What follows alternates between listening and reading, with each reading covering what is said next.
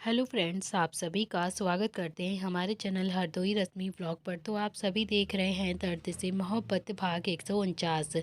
इससे पहले इस कहानी के 148 भाग अपलोड हो चुके हैं चैनल पर। अगर आप सबने नहीं पढ़ा है तो ज़रूर पढ़ लीजिएगा। अब तक आप सबने पढ़ा था, शिखा ने भी डांस फ्लोर पर शोभित को देखा जो कि अभी पूरी तरीके से झूम रहा था। आखिरकार उसने अपने पापा की शादी अपनी माँ से जो करवा दी थी। शोभित, निहाल, शुभ, नव्या, देशा और किट्टू और अवनी सभी लोग डांस बहुत ही ज़्यादा मस्ती से कर रहे थे। बाकी के फैमिली मेंबर्स भी अजीत और गीतांजलि की शादी की रस्मों को निभा रहे थे। शोभित को ऐसे डांस करता हुआ देखकर और खुश देखकर तो शिखा की आंखें भी एकदम से नम हो गई थी और गला भी भराया था। इतना आप सभी लोग देख चुके थे। अब देखते हैं आगे क्या होता है इस कहानी में। शोभित को खुश देखकर शिखा को भी यकीन हो गया था कि शोभित को उसके दूर जाने का बिल्कुल भी कोई भी दुख नहीं है, बल्कि वो तो अपनी ज़िंदगी में बहुत ही ज़्यादा खुश है। वैसे भी शिखा की नज़रें किट्टू, दिशा, नव्या और अवनी पर ही टिकी हुई थी। उसे भी समझ में आ गया था कि हो ना हो इनमें से ही कोई एक लड़की शोभित की ज़िंदगी में तो ज़रूर होगी, शायद उसकी गर्लफ्रेंड होगी। आखिरकार प्रताप खानदान की चारों ही बहुएं थीं ही इतनी ज़्यादा खूबसूरत कि किसी भी दूसरी लड़की को इनसिक्योरिटी फील हो ही जाती। यही हाल शिखा का भी हो रहा था। शिखा ने भी धीरे से अपनी गर्दन झुकाकर ड्रिंक सर्व करना शुरू कर दिया था। वो भी चुपचाप से अपनी आंखों को नीचे किए हुए चुपचाप से ड्रिंक को सर्व कर रही थी। वो नहीं चाहती थी कि शोभित उसे इस हालत में बिल्कुल देख ले।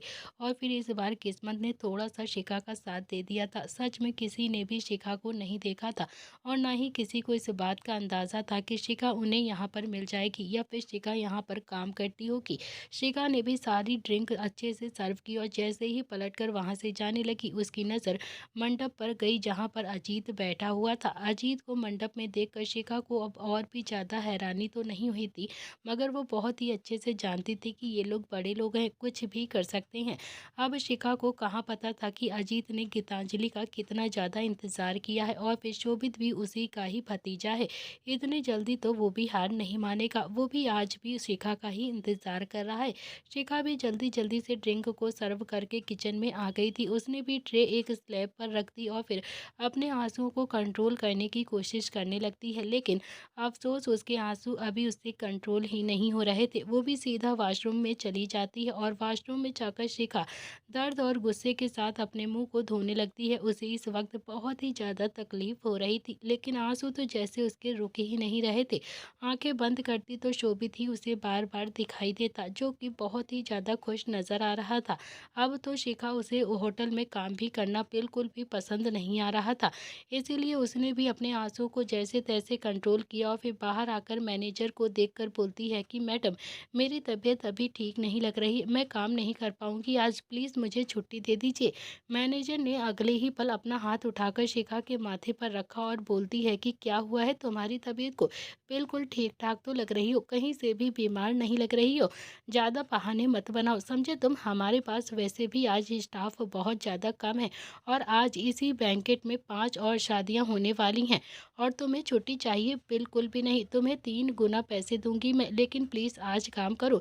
ये सुनकर कि वहाँ पर और भी ज़्यादा शादियां हैं, शिखा बोलती है कि मैम, मुझे किसी और बैंकेट में भेज दीजिए ना प्लीज़, मैं यहाँ पर काम नहीं कर पाऊँगी। मैनेजर बोलती है कि देखो, बहाने मत बनाओ तुम, बहाने बनाने के पैसे नहीं दे रही हूँ मैं तुम्हें, तुमने देखा ना कि मैं मैनेजर हूँ, मगर फिर भी उसके बाद भी मैं यहाँ पर काम कर रही हूँ, जबकि मेरा काम ड्रिंक सर्व करना बिल्कुल भी नहीं है, लेकिन फिर भी कर रही हूँ ना, क्योंकि आज स्टाफ कम है और मैं नहीं चाहती हूँ कि मेरा कोई भी बदनामी हो या मेरी वजह से कुछ भी प्रॉब्लम हो। देखो, मुझे गुस्सा मत दिलाओ, चुपचाप से काम करो। शिखा बोलती है कि ठीक है, लेकिन मैं ड्रिंक सर्व नहीं करूँगी, किचन से बाहर काम नहीं करूँगी मैं। मैनेजर ने भी अपने गुस्से को जैसे तैसे कंट्रोल करते हुए थोड़ा सा गुस्से से कहा कि अच्छा ठीक है, लेकिन प्लीज़ एक काम कर लो तुम, स्टाफ नहीं है मेरे पास, इसीलिए बोल रही हूँ। शिखा ने भी गर्दन झुकाकर कहा कि जी मैं कर लूँगी। इतना कहकर शिखा फिर से किचन में ही जाकर काम करने लगती है। काम तो वो कर ही रही थी, लेकिन उसका पूरा ध्यान अभी शोभित पर ही टिका हुआ था। उसे बार बार शोभित का ही ख्याल आ रहा था कि कितना ज़्यादा खुश नजर आ रहा था शोभित आज। शिखा ने भी मन ही मन एक उम्मीद लगा रखी थी कि शायद उसके जाने के बाद शोभित को थोड़ा बहुत तो दुख हुआ ही होगा, शायद उसे अपने किए पर पछतावा हुआ होगा, थोड़ा तो अपने किए पर वो अफसोस मना रहा होगा, लेकिन नहीं, थोड़ा तो उसे ढूंढने की उसने कोशिश की ही होगी, लेकिन शोभित को ऐसे खुश देखकर, नाचता हुआ देखकर तो शिखा की सारी उम्मीदें एकदम से टूटती चली गईं। आंखों ही आंखों में आंसू लिए जैसे तैसे शिखा किचन में सैफ के साथ मदद कर रही थी और धीरे धीरे काम करने लगी। तो वहीं दूसरी तरफ दादा दादी ने भी गीतांजलि का कन्यादान करके शादी संपूर्ण कर दी थी। तो वहीं शुभ नील और रुद्र के सामने एकदम से आकर खड़ा हो गया था। नील बोलता है कि तेरे चेहरे पर इतनी ज़्यादा नर्वसनेस अच्छी नहीं लग रही है यार। रुद्र ने हंसकर कहा कि चल सही है, तू भी ना हमारी लाइन में ही आ जाएगा अब। बहुत बातें बनाता था ना, तो अब बहुत ज़्यादा बातें आती हैं। तुझे प्यार की लंबी चौड़ी बातें करना है ना, तो अब पता चलेगा तुझे। शुभ बोलता है कि यार भाई प्लीज़ मजाक मत करो ना मेरा यहाँ पर। मुझे ये बताओ कि वो हाँ तो कहेगी ना मेरी बातों का, प्लीज़ मुझे बहुत ज़्यादा डर लग रहा है। नील ने कहा कि आखिर तूने उसे उसकी फैमिली से मिलवाया है ना, मना करने के चांसेस बहुत ही ज़्यादा कम है। शुभ ने भी रुद्र की तरफ देखा तो रुद्र बोलता है कि हाँ, मुझे भी ऐसे ही लगता है, और मना कर देगी तो फिर मैं ससुर जी से कहकर अपनी साली की शादी तुमसे करवाने की कोशिश करूंगा, ओके। शुभ बोलता है कि यार एक बात कहूँ क्या भैया, आपकी साली ना बहुत ही ज़्यादा स्वीट है, लेकिन ससुर जी मुझे थोड़े से खतरनाक लगते हैं। थोड़े से नहीं, इनफैक्ट मुझे बहुत ही ज़्यादा खतरनाक लगते हैं। रुद्र ने कहा कि यार हाँ तू सही कह रहा है, थोड़े नहीं बहुत ज़्यादा खतरनाक है। तेरी आंखों के सामने मेरी बहुत ज़्यादा बेइज्जती की है, अब तेरी बारी है। शुभ बोलता है कि भाई मैं पहले ही बहुत ज़्यादा नर्वस हूँ, अब आप और मत करो, बस कुछ भी करके दिशा को जल्दी से प्रपोज कर दूंगा और फिर उसके बाद निहाल से पहले ही शादी भी कर लूंगा। इतना कहकर शुभ भी अपने ही मन में एकदम से खुश हो रहा था और बुदबुदाए जा रहा था। नील बोलता है कि शुभ, शादी एक रिस्पॉन्सिबिलिटी है यार, और दिशा बहुत ही ज़्यादा अच्छी लड़की है। अगर उसके अंदर थोड़ी भी समझदारी है तो वो तेरे प्रपोजल को रिजेक्ट नहीं करेगी कभी भी, और फिर सारी ज़िंदगी तेरी इज्जत भी करेगी और शायद तुझे प्यार भी करेगी। शुभ बोलता है कि वो सब कुछ तो ठीक है भाई, लेकिन पता नहीं क्यों दिल की धड़कनें बहुत ही ज़्यादा बढ़ी हुई हैं और चेहरे पर पसीना तो बंद ही नहीं हो रहा है। रुद्र ने शुभ के कंधे पर हाथ मारकर कहा कि कुछ नहीं होगा, सीधा जाकर प्रपोज कर दे उसे, अब और लेट मत करना। इतना कहकर उसने भी एक तरफ इशारा किया तो शुभ ने भी हल्का सा गर्दन घुमाकर देखा तो दिशा और किट्टू दोनों ही एक बिजनेसमैन से बातें कर रही थी। वो बिजनेसमैन देखने में काफ़ी ज़्यादा हैंडसम था और शुभ की तो हवाइयाँ एकदम से उड़ गई थी। उसने भी नील की तरफ देखा तो नील बोलता है कि तू उससे ज़्यादा हैंडसम है, तू ना फिक्र मत कर, तेरा उसके साथ कोई भी कंपटीशन नहीं है। रुद्र बोलता है कि इसीलिए तो कह रहा हूँ जल्दी से जाकर प्रपोज कर दे, एक बार तेरे साथ शादी के बंधन में बंध जाएगी ना तो सारी इनसिक्योरिटी खत्म हो जाएगी। शुभ ने हाँ में अपनी गर्दन हिला दी और फिर अपने हाथ में पकड़ी हुई एक रिंग को देखा और फिर उसे जेब में रखकर बोलता है कि भैया पार्टी खत्म हो जाएगी ना तब पक्का उसे प्रपोज कर दूंगा मैं आज, जो होगा देखा जाएगा। शोभित भी तो डांस करके बहुत ज्यादा थक गया था, वो चुपचाप से बैठा हुआ था। वो भी नव्या और अवनी की तरफ देखकर बोलता है कि भाभी पानी लेकर आऊं क्या, आप लोग भी थक गई होगी। अवनी बोलती है कि तुम क्यों लेकर आओगे पानी, यहाँ पर कोई वेटर नहीं है क्या, वो खुद ही पानी लेकर आ जाएगा। शोभित भी खड़ा होकर बोलता है कि अरे भाभी कैसी बातें करती हो आप, क्या मैं आपके लिए पानी नहीं ला सकता हूँ क्या, आप भी तो मेरी भाभी हो ना, लेकर आता हूँ अभी। फिर उसने भी नव्या की तरफ देखकर कहा कि भाभी आपको भी कुछ चाहिए क्या। नव्या ने कहा कि अभी भाभी बनी नहीं हूँ मैं तुम्हारी। शोभित बोलता है कि यार भाभी मेरा भाई आपको छोड़ेगा भी नहीं। इतना कहकर वो भी जोर से हंसकर वहां से मुस्कुराता हुआ चला गया था, क्योंकि आज शोभित सच में बहुत ही ज्यादा खुश था। तो वहीं नव्या हैरानी से भी शोभित को जाता हुआ देख ही रही थी। शोभित भी वेटर को ढूंढ रहा था, उसे एक वेटर दिखाई देता है लेकिन वो ऑलरेडी उसके पापा के दोस्तों को ड्रिंक सर्व कर रहा था। शोभित बोलता है कि यार इतना महंगा बैंकेट बुक किया है हमने, मगर फिर भी देखो वेटर कितने ज्यादा शॉर्टेज है, यहाँ पर एक भी वेटर नजर नहीं आ रहा है, एक बेचारा है वो भी पहले से ही काम कर रहा है। चलो कोई बात नहीं, कहीं तो होगा ही पानी, मैं खुद ही लेकर आ जाता हूँ। इतना कहकर वो भी अलग अलग काउंटर पर जाकर पानी ढूंढने लगा था, लेकिन उसे पानी कहीं पर भी नहीं मिल रहा था। लेकिन उसे मैनेजर दिख गई थी, वो भी मैनेजर के पास जाकर बोलता है कि मैम इतना महंगा मेन्यू बुक किया है हमने, लेकिन यहाँ पर वेटर तक नहीं है आपके पास किसी को पानी सर्व करने के लिए, कितनी तेज से प्यास लगी है हम लोगों को। मैनेजर ने भी रिक्वेस्ट भरी टोन में कहा कि sir I am really sorry, I am really really very sorry, actually staff सच में आज बहुत ही ज़्यादा कम है, आप तो जानते ही हैं ना बहुत सारी शादियां हैं आज, इसी वजह से आई am really very very sorry. आप बताइए आपको क्या चाहिए, मैं खुद ही सर्व करती हूँ आपको। शोभित बोलता है कि नहीं रहने दीजिए, आप मुझे बताइए कि पानी कहाँ पर मिलेगा, मैं खुद ही ले लूँगा जाकर, आप ना दूसरा काम देख लीजिए। मैनेजर बोलती है कि आई am really very sorry sir, please गुस्सा मत होइएगा आप, मैं कर देती हूँ ना सर। शोभित ने भी बहुत ही प्यार से मुस्कुरा कर कहा कि अरे नहीं, मैं गुस्सा नहीं हो रहा हूँ बिल्कुल भी, बल्कि मैं आज बहुत ज़्यादा खुश हूँ क्योंकि मेरे चाचू की शादी है और खुद ही ले लूँगा। आप बस मुझे बता दीजिए कि कहाँ पर मिलेगा मुझे पानी। मैनेजर को लग रहा था कि शोभित सच में गुस्सा है। वो बोलती है कि sir I am really really sorry, मैं करती हूँ ना सर। शोभित ने भी हाथ जोड़कर कहा कि अरे देवी जी, मैं सच में गुस्सा नहीं हूँ, परेशान होने की ज़रूरत नहीं है, आप बस बता दीजिए, मैं खुद ही ले लूँगा। आखिरकार मैनेजर ने भी बड़ी मासूमियत से एक दरवाजे की तरफ इशारा कर दिया। शोभित ने भी मुस्कुराकर मैनेजर को देखा और बोला कि आप अपना काम कीजिए, आई अंडरस्टैंड कि आज स्टाफ कम है। इतना कहकर शोभित भी सीधा किचन की ओर जाने लगा। उसने किचन का दरवाज़ा खोला और जैसे ही किचन का दरवाज़ा खोला वैसे ही शिखा की नज़रें किचन के दरवाजे की तरफ आ जाती हैं। शिखा जल्दी से पलट गई थी तो वहीं किचन में 4-5 शेफ काम कर रहे थे। शोभित भी शिखा की कमर की तरफ देखकर बोलता है कि एक्चुअली मुझे पानी चाहिए था, क्या आप मुझे पानी की 2 बोतल दे सकती हो? शिखा ने भी पलटकर शोभित को नहीं देखा था और फ्रिज के पास गई और वहां से उसने 3 से 4 बोतलें निकाली और फिर बिना पलटे ही शोभित की ओर बढ़ा दी। शोभित ने हंसकर कहा कि ओ मैडम, मैं काफ़ी ज़्यादा हैंडसम हूँ, ऐसे मुंह छुपाकर पानी क्यों दे रही हैं? शिखा ने भी भरे हुए गले से कहा कि लेकिन मैं खूबसूरत नहीं हूँ इसीलिए। शोभित ने कहा कि दुनिया में कोई लड़की ऐसी नहीं है जो खूबसूरत में ना हो, हर लड़की खूबसूरत होती है, चाहे मन से चाहे तन से या फिर अपनी बातों से। हर लड़की में अपना स्वाभिमान होता है और वो स्वाभिमान उसे खूबसूरत खुद ही बना देता है। मुझे तो बोल दिया है कि आप खूबसूरत नहीं हो, लेकिन किसी और को बिल्कुल भी मत बोलना कि आप खूबसूरत नहीं है। इतना कहकर शोभित ने भी बोतल पकड़ी और फिर सीधा किचन से बाहर निकल गया। उसके जाते ही शिखा की आंखों से आंसू एकदम से बहने लगे थे। धीरे धीरे मेहमानों का जमावड़ा भी एकदम से कम होने लगा था। शुभ तो वैसे ही अब दिशा की तरफ देख रहा था और दिशा अपनी जिंदगी में अब बहुत ज़्यादा खुश रहने लगी थी। सौम्या दिशा का हाथ पकड़कर वहीं पर बैठी हुई थी। दिशा बोलती है कि माँ, मेरा हाथ क्यों पकड़ा हुआ है, अब मैं कहीं नहीं जाने वाली हूँ। सौम्या बोलती है कि बस ऐसे ही, किट्टू तो शादी करके चली गई है, तो भी शादी करके चली जाएगी तो मैं अकेली हो जाऊंगी ना, इसीलिए अभी से तेरा हाथ पकड़कर बैठी हुई हूँ, ताकि जब तक तेरे साथ हूँ ना तब तक तुझे ढेर सारा प्यार कर सकूँ। दिशा के चेहरे पर मुस्कुराहट आ गई और उसने भी कसकर अपनी माँ को गले लगा लिया और फिर बोलती है कि और ये सब कुछ हुआ है तो शुभ की वजह से। शुभ सच में बहुत अच्छा है ना माँ? सौम्या बोलती है कि हाँ, बहुत अच्छा है, सब कुछ इन भाइयों की वजह से ही तो हुआ है। इन भाइयों का जितना एहसान मानोगे ना उतना ही कम है। हम सब बिखरे हुए थे लेकिन देखो इन भाइयों की वजह से ही हम सब एक हो गए हैं।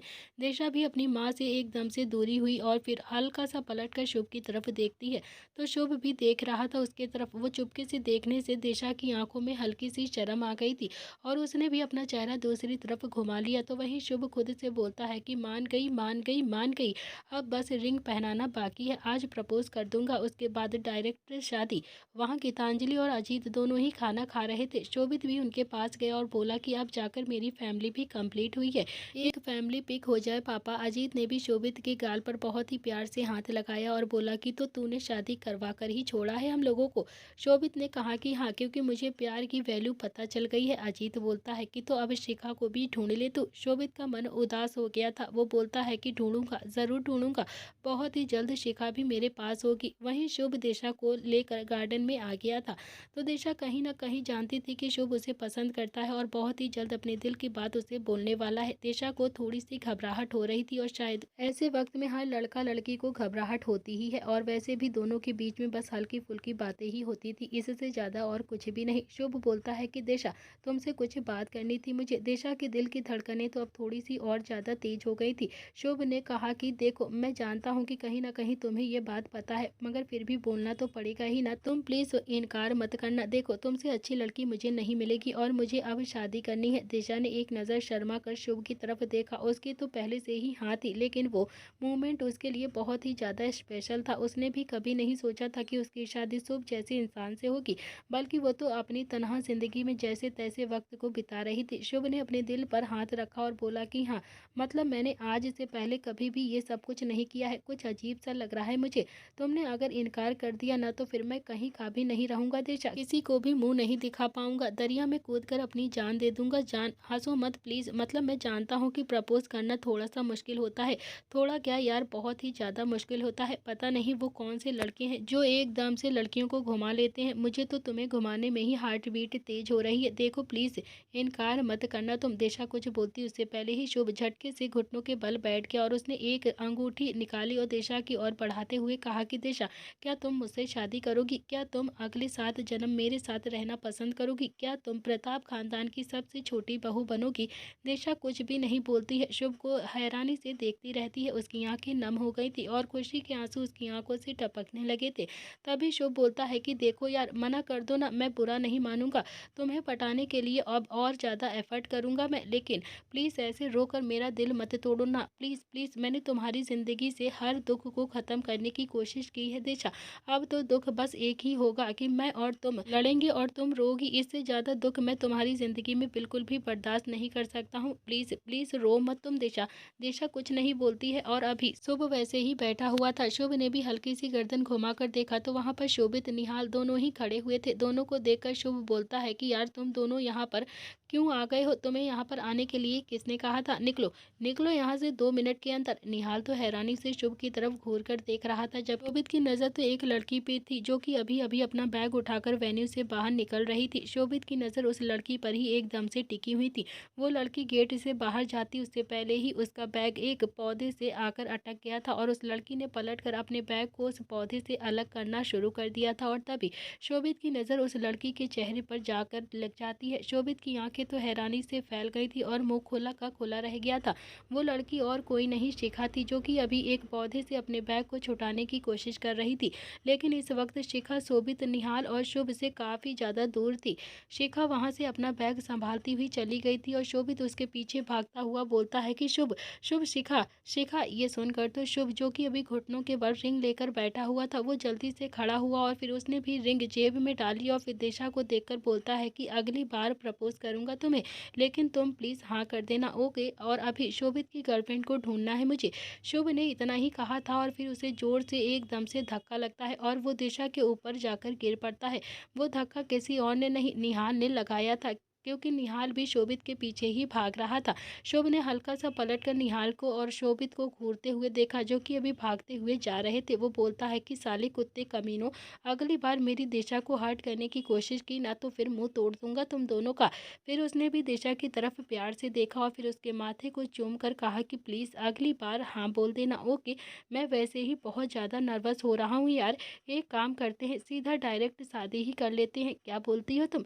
दिशा कुछ नहीं बोलती है, बस शुभ की तरफ ही देखे जा रही थी। शुभ बेशक से कितना भी शरारती था, लेकिन कुछ मामलों में सच में बहुत ही ज़्यादा सीधा था। तो वहीं वो चारों भाइयों ही कुछ मामलों में बहुत ज़्यादा सीधे थे। तीनों ही शिखा के पीछे बहुत ही ज़्यादा तेज़ी से भाग रहे थे।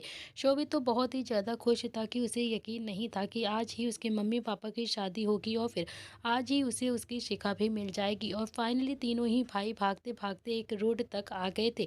शोभित ने रोड के आसपास देखा तो शिखा बस स्टैंड पर खड़ी हुई थी और उसका इंतजार कर रही थी। शोभित भी जल्दी से शिखा की तरफ देखकर लगभग खुशी के मारे पागल ही हो गया था। वो भी रोड पार करता हुआ शिखा के सामने गया। शिखा ने बहुत ही ज़्यादा हैरानी से शोभित को अपने सामने देखा तो उसकी आंखें तो एकदम से बड़ी हो गई थी। उसे एक सेकंड के लिए वो सब कुछ याद आ गया था जो कि शोभित ने उसके साथ किया था। पहली मुलाकात से लेकर बेइज्जती होने तक की शिखा की आंखों में एक एक करके सारी तस्वीरें पूरी तरह से घूम गई थी। उसे एकदम से बुरा लगने लगा था। उसकी आंखें अपने आप ही एकदम से नम हो चुकी थी। तो वहीं शोभित भी, उसकी तो खुशी का ठिकाना ही नहीं था। वो तो शिखा के सामने कुछ बोल भी नहीं पा रहा था।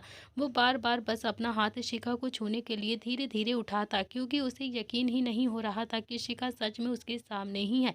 लेकिन बार बार खुशी के मारे वो अपने हाथों को नीचे कर लेता। वो बस शिखा की तरफ देखकर अपनी आंखों से आंसू बहाए जा रहा था। तभी वहां पर निहाल और शुभ भी आ गए थे। शोभित ने निहाल और शुभ को वहां पर देखा तो वो भी अपने बच्चों की तरह पैरों को धीरे धीरे पटकने लगा था। वो तो अब मानो डांस ही करने लगा था। सच में उसकी की खुशी अब एकदम से सबके सामने आ गई थी। निहाल और शुभ एक दूसरे को देख रहे थे और फिर उन्होंने भी शिखा की तरफ देखा। शिखा सच में बहुत ज्यादा खूबसूरत थी। वहीं शिखा शोभित की तरफ ही देख रही थी, जो अपने दोस्तों के सामने नाच रहा था। शिखा की आंखों का पानी एक बार फिर से एकदम से गहरा हो गया था। उसे यकीन हो गया था कि शायद शोभित का मन उसे बेइज्जत करके भरा नहीं है अभी, और फिर अब उसे उस कंडीशन में देखकर वो बहुत ही ज़्यादा हंस हंस रहा है और उसकी हंसी पर मजाक बना रहा है। शायद अभी अपने इन दोस्तों के सामने उसे और भी ज्यादा बेइज्जत करना चाहता है। शिखा ने भी अपने आंसुओं को पोंछा और फिर एक बार फिर से शोभित की तरफ से मुंह फेर लिया।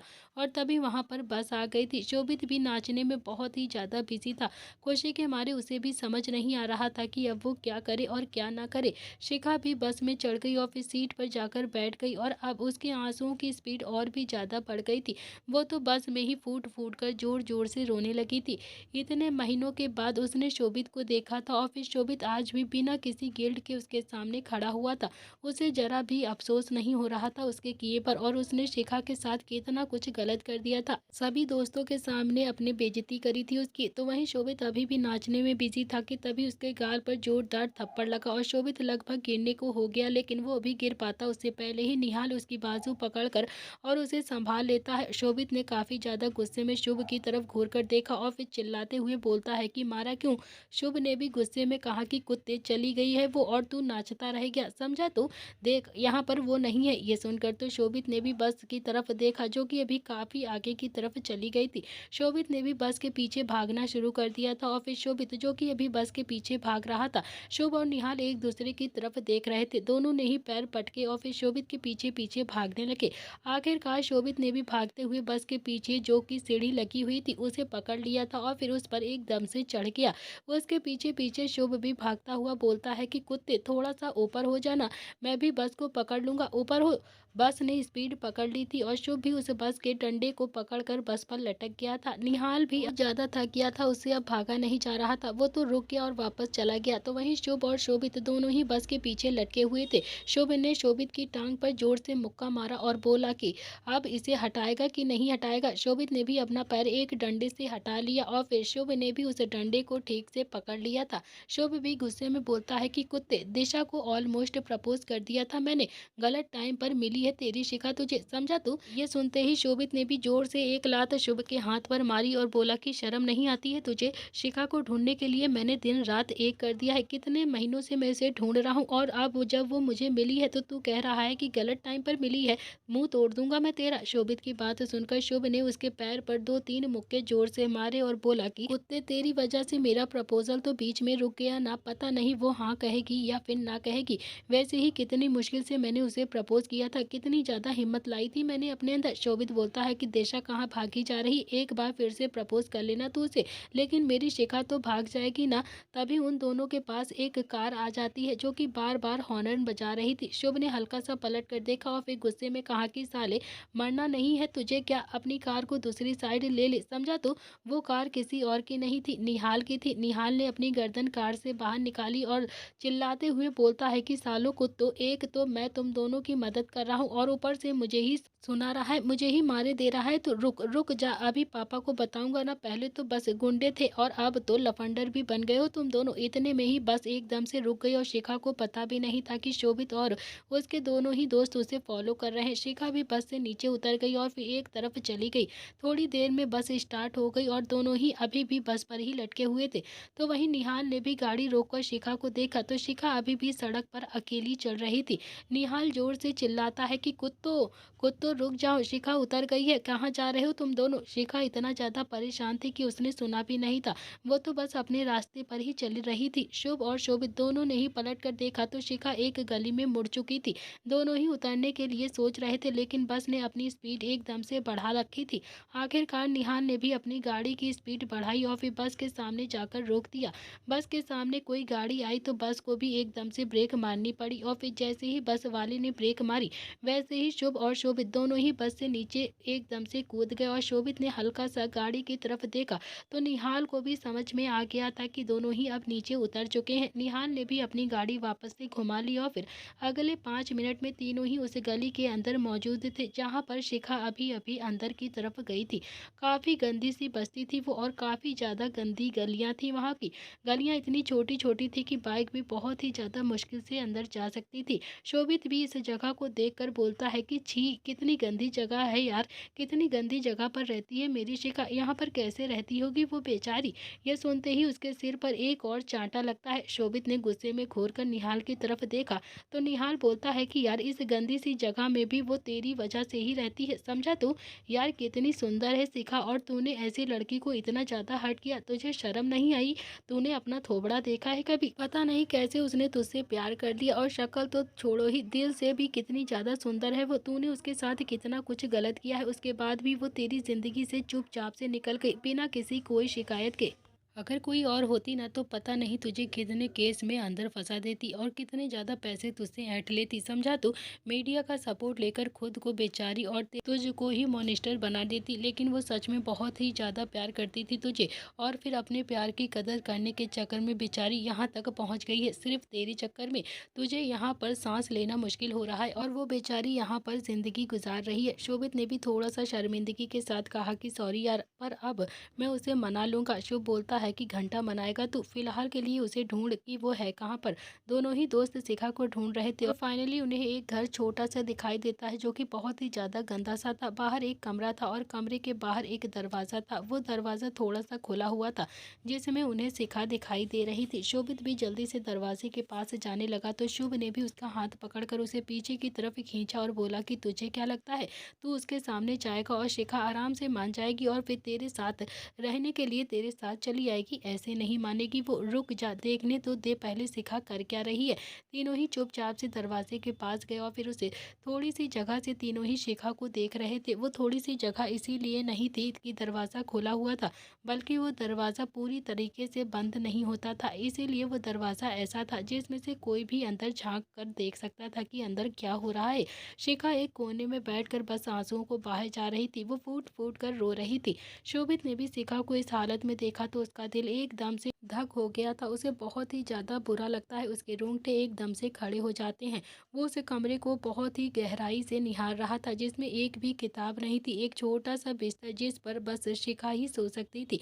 कोने में एक छोटा सा किचन जिसमें मुश्किल से 2-4 बर्तन होंगे और एक पानी का एकदम से टूटा फूटा सा घड़ा, और एक छोटी सी अलमारी जिसमें सिर्फ 2-3 जोड़ी कपड़े होंगे, और कुछ कपड़े ऐसे थे जो कि वो पहनती थी जब वो बाहर काम करने के लिए जाती थी। शोभित की आंखों में हल्का सा पानी आ गया था। उसे इस वक्त अपने ऊपर बहुत ही ज्यादा गुस्सा आ रहा था। वो थोड़ा सा पीछे हटता है तो निहाल और शुभ दोनों ही शोभित की तरफ ही देख रहे थे। शोभित भी थोड़ा सा और पीछे हट गया था। तीनों ही रात के अंधेरे में उस गली के एक आकर खड़े हो गए थे और तभी उनके कानों में सैंडल की आवाज पड़ती है। एक लड़की जो कि टिक टॉक करती हुई शिखा के घर की ओर ही बढ़ रही थी। तीनों ही थोड़ा सा और पीछे हट जाते हैं। वो लड़की भी सीधा शिखा के कमरे के पास गई और फिर उसने धड़ाम से दरवाजे को खोला और चिल्लाते हुए बोलती है कि शर्म नहीं आती है तुमको? तुमने मेरी नाक कटवा कर रख दी है हर जगह। जब काम करना ही नहीं था तो फिर मुझे काम मांग क्यों रही थी तुम?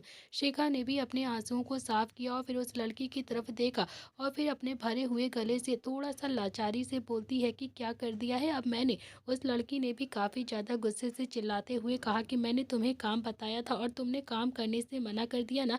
ऐसा क्या हो गया था तुम्हें? कौन सी आफत आ गई थी तुम्हें काम करने में कि तुमने मैनेजर के काम को ही मना कर दिया? अरे शुक्र मनाओ कि उस मैनेजर का ना कि उसने तुम्हें पूरी पेमेंट दे दी है। तुम्हारे जाने के बाद उसने मुझे कितना कुछ सुनाया है कि मैं ऐसे लड़कियों को काम पर रखती हूँ जो कि काम के लिए ही मना कर देती हैं। बदतमीज कहीं की। अरे आज स्टाफ कम था इसीलिए तुम्हें ड्रिंक सर्व करने के लिए कहा गया था और तुमने मना कर दिया उनको। क्यों कर दिया तुमने मना? बताओ मुझे। तुम्हारे आगे पीछे है ही कौन जो तुम इतना ज्यादा ऐठन दिखाती हो? अनाथ हो तुम, अनाथ। फिर इतने नखरे किस बात के हैं तुम्हारे अंदर? भूल गई हो क्या मैं तुम्हें कहाँ से बचा कर लेकर आई थी? एहसान मानो मेरा, वरना वो भेड़िया तुम्हें नोच नोच कर खा जाते। तुम्हें लेकर आई हूँ ना मैं, तुम्हें यहाँ पर घर दिलवाया है मैंने, काम भी दिलवा रही हूँ, और तुमने मेरी ही बेइज्जती करवा कर रखी है हर जगह। शिखा तो कुछ भी नहीं बोलती है, बस रोती रहती है। उस लड़की ने फिर से चिल्लाते हुए कहा कि हम जैसी लड़कियों के नसीब में ना रोना नहीं होता है। हमें तो पानी पीना है तो फिर रोज ही कुआं को खोदना होगा, समझी तुम? रो कर क्यों अपना टाइम वेस्ट कर रही हो तुम? मुझे तो समझ ही नहीं आता है कि रोती किसके लिए हो तुम, किस बात के लिए रोती हो तुम? कौन है तुम्हारा वो इंसान जिसके लिए तुम इतना ज़्यादा आंसू बहाती हो? अरे कोई नहीं आता है हमारी ज़िंदगी में, कोई भी नहीं है हमारा अपना। अगर चाहती हो ना कि कोई भी भेड़िया हमें नोच कर ना खा जाए तो फिर जो काम मिलता है ना बस चुपचाप से उस काम को कर लिया करो, वरना वो दिन दूर नहीं है जब पेट के लिए जिस्म बेचना पड़ जाएगा, समझी तुम? अगर तुम्हें लगता है कि मेरे सामने रोने से मैं तुम्हारे आंसुओं को पोंछूंगी तो नहीं, बिल्कुल भी नहीं पोंछूंगी मैं तुम्हारे आंसुओं को। पता है क्यों? क्योंकि तुमसे ज़्यादा रोई हूँ मैं, तुमसे ज़्यादा खुद को दुनिया से बचा कर रखा है मैंने, इसीलिए मुझे कोई कैसा भी काम देता है ना मैं चुपचाप से कर लेती हूँ, कभी भी ना नुकुर नहीं करती हूँ किसी भी काम को लेकर। और तुम्हें भी नसीहत दूंगी कि रोना धोना बंद कर दो। और जानती हूँ तुम बताओगी नहीं, लेकिन मैं जानती हूँ तुम्हें प्यार में धोखा मिला हुआ है, तुम्हारी गलती नहीं है, मेरा भी यही हाल है। मुझे भी किसी से प्यार हो गया था और फिर उसके साथ भाग कर यहाँ पर आ गई थी मैं, उसने भी मुझे ऐसे ही बेच दिया, लेकिन मैं हार नहीं मानी, अपनी किस्मत से लड़ती हुई यहाँ तक पहुँची हूँ मैं। और अब देख लो, अगर किस्मत ने और साथ दे दिया ना मेरा तो फिर एक अच्छी नौकरी मिल जाएगी मुझे। तुम्हें भी यही कहती हूँ कि मत रोया करो, तुम बिल्कुल भी मत रोया करो उस इंसान के लिए जिसे तुम्हारी जरा से भी कदर नहीं है, ना ही तुम्हारे प्यार की और ना ही तुम्हारी। वो लड़कियां बिल्कुल अलग होती हैं जिन्हें राजकुमारी जैसे ट्रीटमेंट मिलता है, हमारी किस्मत ऐसी नहीं है बिल्कुल भी। और हाथ जोड़कर कह रही हूँ तुमसे, आज के बाद काम मांगने के लिए आओगी ना तो फिर जो भी काम कहा जाएगा वो करोगी तुम, क्योंकि जिस्म बेचने से कहीं ज़्यादा बेहतर है कि लोगों को रिंग सर्व कर दो। इतना कहकर वो लड़की भी गुस्से से वहाँ से चुपचाप से चली जाती है, लेकिन उस लड़की की बातों से लग रहा था कि ज़िंदगी की ठोकरें तो उसने भी बहुत ज़्यादा खाई हैं और शायद उसे भी ऐसे ही शिखा की तरह किसी ने धोखा दिया है जिस वजह से वो भी अपने आप से लड़ रही है। तो वही शिखा शायद उस लड़की जितनी मजबूत नहीं थी और एक बार फिर से वो दीवार से लगकर रोने लगी थी। बार बार उसकी आंखों के सामने शोभित की डांस करता हुआ चेहरा नजर आ रहा था, वो चाह कर भी उस पल को भुला नहीं पा रही थी। कुछ देर तक तो शिखा वैसे ही दीवार से लगकर बैठी रहती है और फिर धीरे धीरे वहीं जमीन पर खुद में ही सिमट कर लेट गई थी। तीनों ही दोस्त शिखा की तरफ ही देख रहे थे, शोभित से भी अब देखा नहीं गया और वो भी वहां से भागता हुआ चला गया। निहाल और शुभ दोनों ही एक दूसरे की तरफ देखने लगे थे और फिर वो भी शोभित के पीछे पीछे भाग गए थे। दोनों ने गाड़ी के पास आकर देखा तो शोभित भी टायर से टेक लगाकर चुपचाप से बैठा हुआ था और उसके हाथ पूरी तरीके से कांप रहे थे और उसके रोंगटे भी एकदम से खड़े हो गए थे। उसकी आंखों में आंसू रुक ही नहीं रहे थे, लेकिन घबराहट उसके चेहरे पर साफ साफ दिखाई दे रही थी।